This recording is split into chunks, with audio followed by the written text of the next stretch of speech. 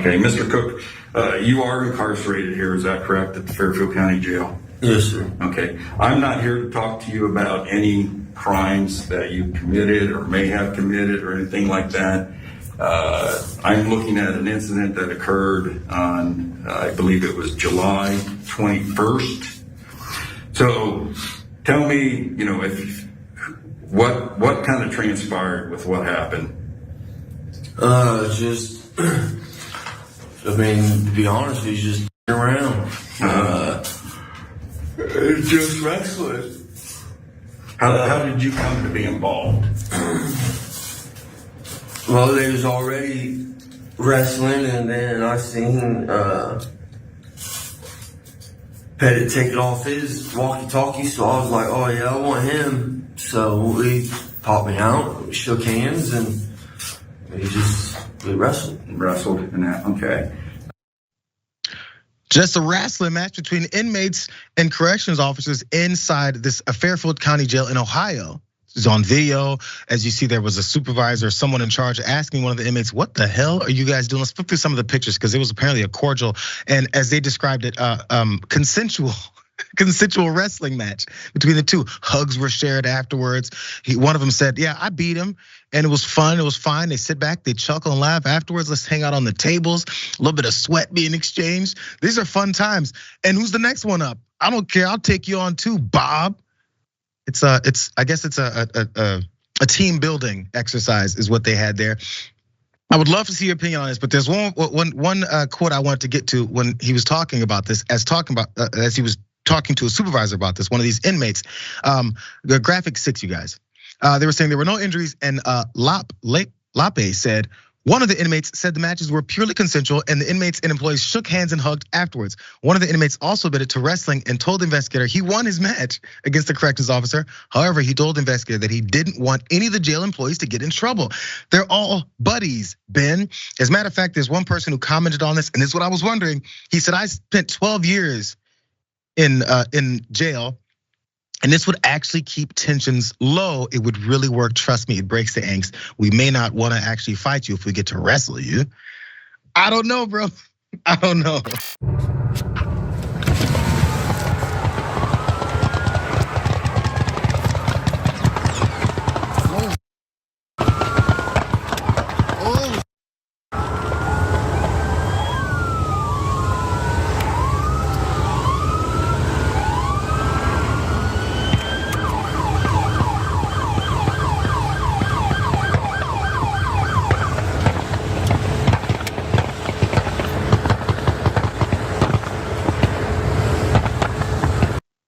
Yes, what you heard there was a barrage of bullets, countless bullets flying near Southern California freeway just off of the shoulder there.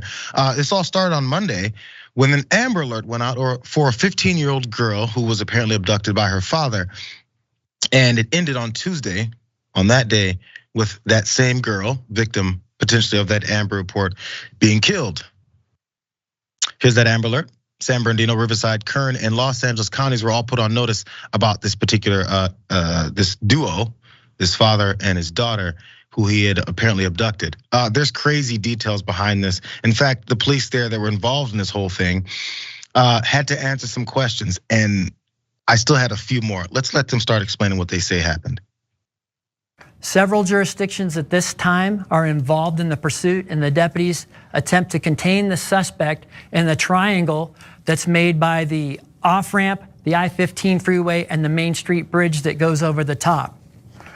As a result of that, a firefight ensues.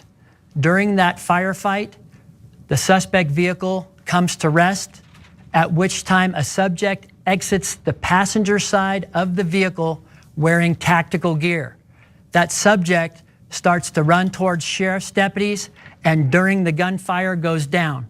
And we believe that both the suspect in the vehicle and the person that's contacted with the tactical gear, that person is our 15-year-old juvenile, Savannah. But as the deputies go up and render medical aid and realize that this is Savannah in the tactical gear, they immediately transport her to a local area hospital. At 11:52 hours, Savannah is pronounced deceased.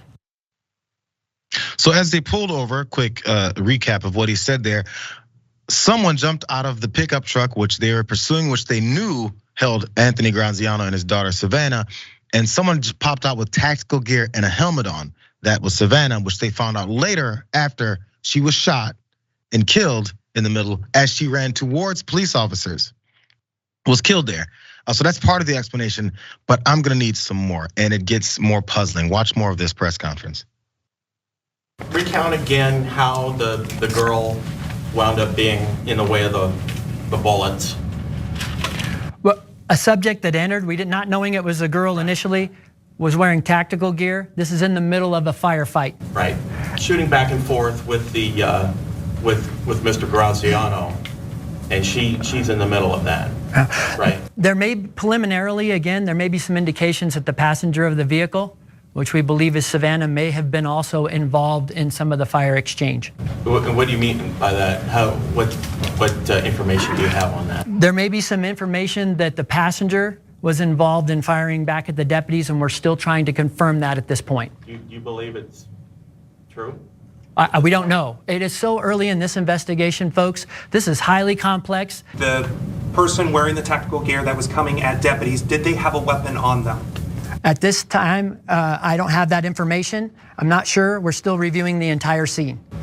Multiple weapons inside the car with the suspect who died, I take it? The only weapon that we're able to confirm right now is a rifle taken from the suspect vehicle.